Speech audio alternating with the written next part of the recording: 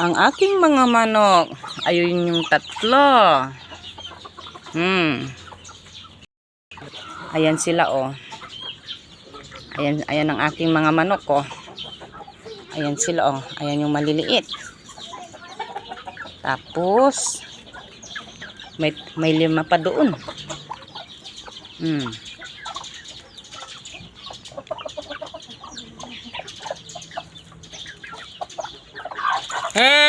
Nag-aahabulan eh. Nag-aaway.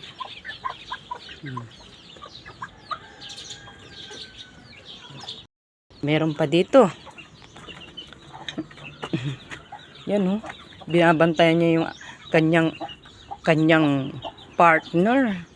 May siw-siw silang tatlo. Oh. May itlog dito. Hindi. May itlog dito. Kunin na natin yan. Harvestin na natin yan. Harvestin na natin kasi hindi nililimliman ng kanyang nag-itlog dito. Ayaw niyang limliman. Nilipat ko eh. Ayaw niyang limliman. Di ilagay ko doon sa rep.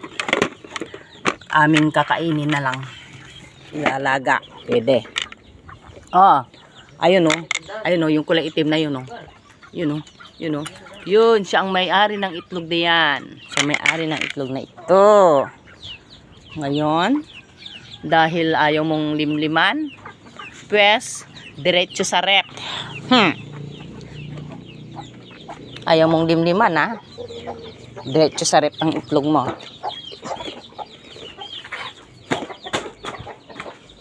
Diretso sa rep ang itlog.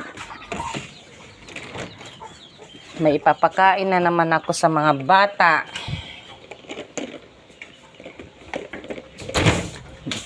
Kaysa mabinulok. May kakainin yung aking mga anak.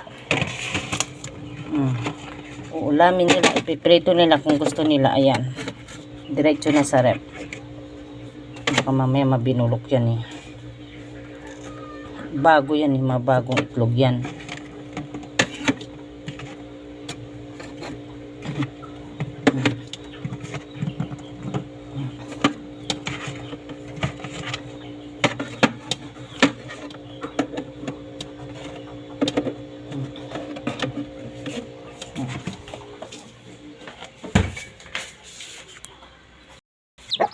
Tapos may itlog dito.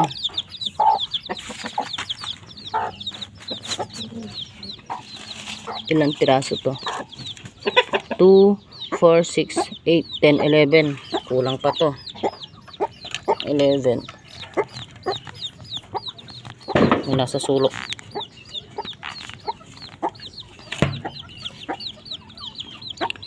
Two, 3, 6, 9, 10, 11 nga. Itlog ng pato.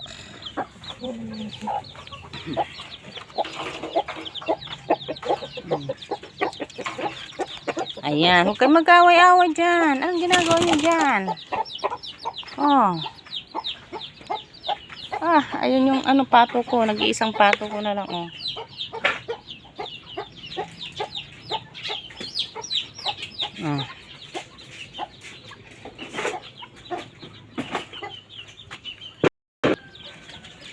Ito si Tanda to, si Tanda. Siya ang pinakaunang manok ko na alaga. At saka si Lolo. Si Lolo kinatay na kasi nagkasakit ang kanyang paa na maga. Ngayon ito na lang siya naiwan. Hanggang ngayon nangingitlog pa rin, nagsisisiw pa rin ito. Walang humpay ang kanyang grasya. Ayan yung aking mga manok nakakalat. Nakakalat yung aking mga manok. Ayan.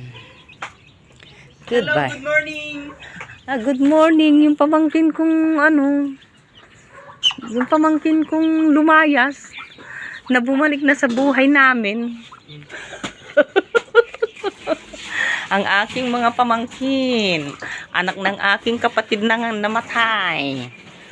Iniwan. Sige, Mang Kapikila.